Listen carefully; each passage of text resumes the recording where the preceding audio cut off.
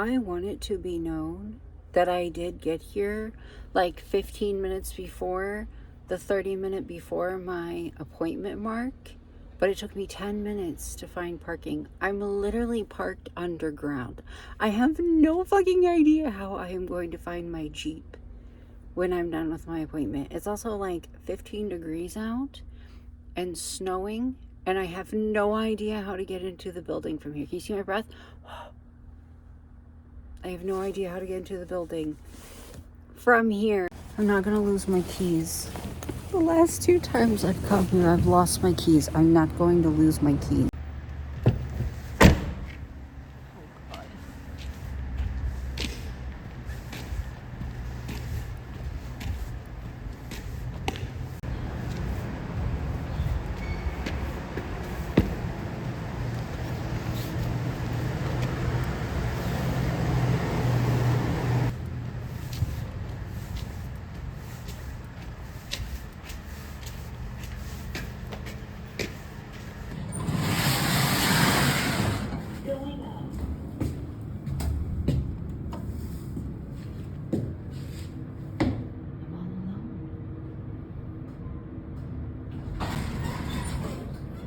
Of course I'm all alone. Nobody fucking parks underground.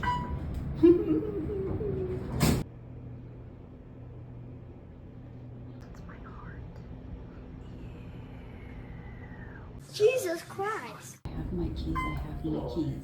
My keys are with me. I have them. Oh, that's not scary. That's not scary. How do I get out of here? Excuse me. I don't know if I'm in the right place. I am.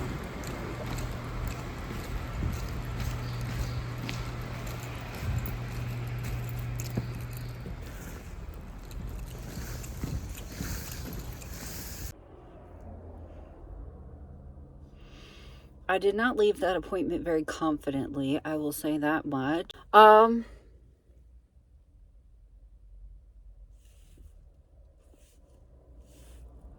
I will say this much. Why is it every fucking time that I'm like told how to breathe? Every time they're like, breathe in, and I'm like, like I don't know which way is breathing in. Like the other day when I was getting my CT scan, you know how like you have to like breathe in, breathe out. You can breathe normally. I'm like, wait, which way is breathing in? That's all that it was. Breathe in, breathe out. Hold your breath in. Like when you take a breath in, hold your breath. And I felt like it's like panic or something. It's like anxiety or something. Every time somebody gives me fucking instructions on how to do something, I'm like, wait a minute. I forget like what I'm doing. I forget that I'm fucking human. It's like you could tell me how to do the most basic thing, but if you tell me how to do it, it's like I crack under non-existent pressure. Anyways, yeah, that wasn't bad. I just had to roll on my side. Get on my back, roll on my side, get back on my back, done. But the tech was like, you do have an appointment with a doctor soon, right? And I was like, I think it's next month or April. I'm not sure if it's March or April. I rely like really heavily, probably a little too heavily, on like email and text reminders and like call reminders. Like a lot of times I don't even write shit down unless I like think about it. But the place that I get, like the hospital that I get most of my care through, they'll text you like 3 times leading up to it and then call you the night before. And I rely on that, but it's not perfect, you know. But also if I'm like not confident about something, I will call and ask, you know. But I was like, yeah, and he's like, oh, well, they should call you before that and let you know how it went, or you could even get on your My Chart and see your results. I'm like, oh my God. But I kind of figure something's going on. It's just gonna be what it is. It will be what it is. You know what I mean? And I'm just, if something's going on, I'm just gonna take my medicine. I'm gonna go to my doctor's, and I'm just gonna continue to exist like I already fucking do. I take care of my mental health shit. I take care of my lung shit. I see my eye specialist once a year for my diseased ass eye. I'll be fine. You know, I'll just take my medicine and do whatever they tell me. It is snowing like so, lately, it looks like there's just glitter coming out of the sky. It literally just looks like somebody's shaking glitter. It's like so fine, and it's not accumulating at all, and it's sunny, so the sun is like glistening off it. If I thought that this video wasn't going to get compressed so badly that you won't be able to see it, I would show you guys. It's really pretty, but it's like so light that it's none of the weather people are picking up that it's snowing at all. I bet this is supposed to be rain, except for that it's extremely fucking cold. I gotta tell you, most of my nerves in going in there were just like my agoraphobia. When I tell you guys, I don't know how to explain this. When I tell you, there's about to be a big truck go by.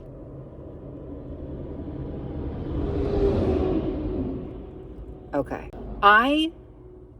First of all, agoraphobia, people think that agoraphobia is like fear of leaving your house. It's fear of social situations that can arise from leaving your house, like someone harassing you, embarrassing you, you being like trapped talking to someone, something like that. And my whole thing is like, when I leave the house, I'm terrified of like somebody interacting with me. Like when I go to my therapist and my psychiatrist's office, I literally just sit there with headphones on and stare at the door and wait for them to open the door and tell me to come back. Or like when I take the boys, another big truck, or when I take the boys to therapy, I will just sit in the waiting room with headphones on so that I can't hear anything going on around me. Because it's like, when I tell you, my brain does not give a shit if a stranger talking to me is them being nice or mean to me. Like, I don't care if you're complimenting me or you're harassing me. Both trigger my fight or flight. Like, I literally just sit there like, please don't talk to me, please don't talk to me, please don't talk to me, please don't talk to me. I don't know what it is. Like, when I'm standing in line,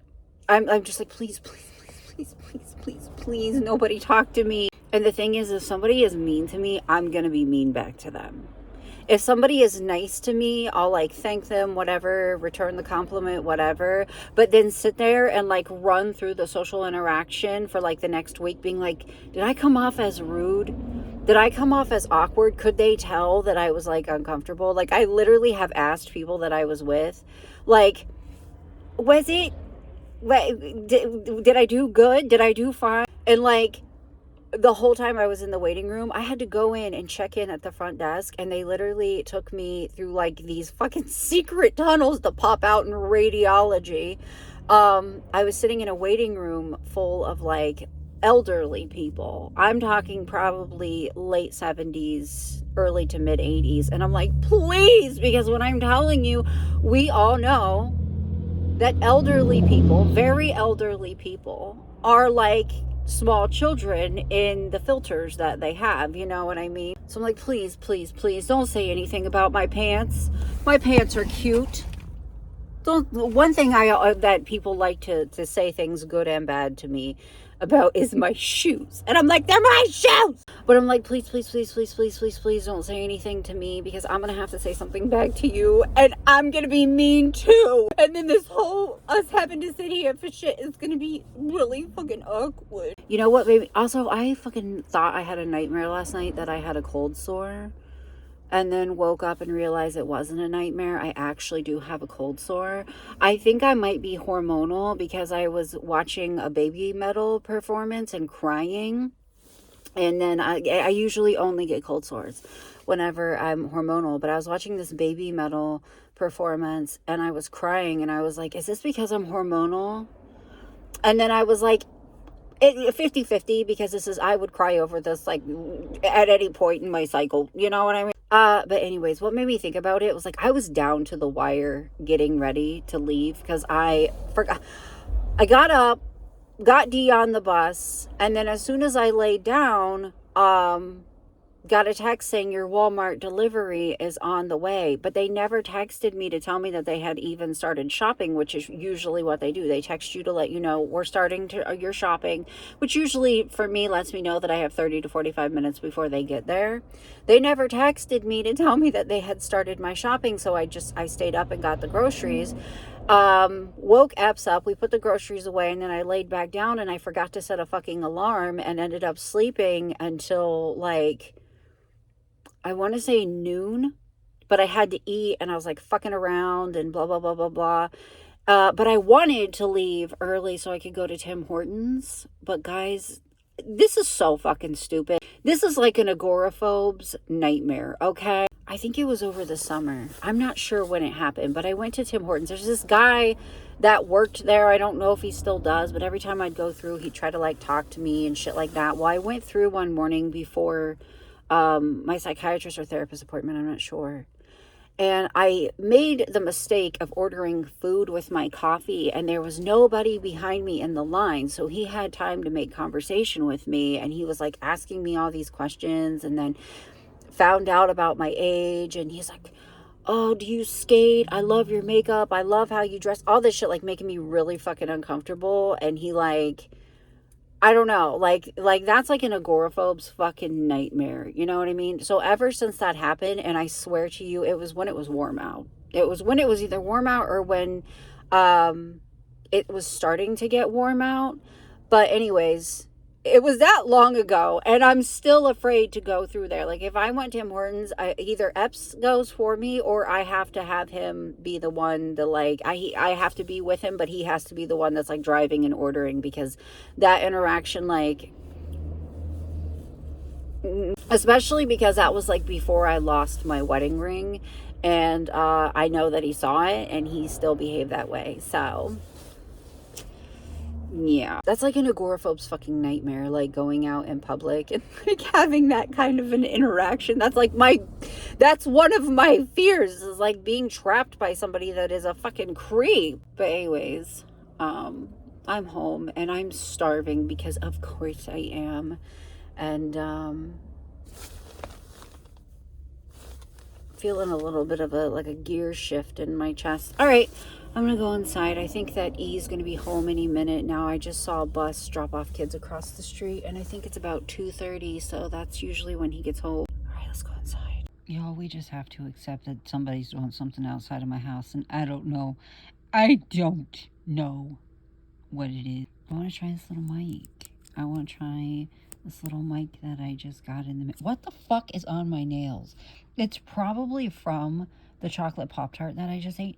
Guys, tell me something. And enlighten me about something. Why does eating chocolate Pop-Tarts make you feel so fucking gross? Every time that I eat a chocolate Pop-Tart, and I've had like 3 in the last week, it makes me feel like I need to shower and like brush my teeth and wash my face afterwards.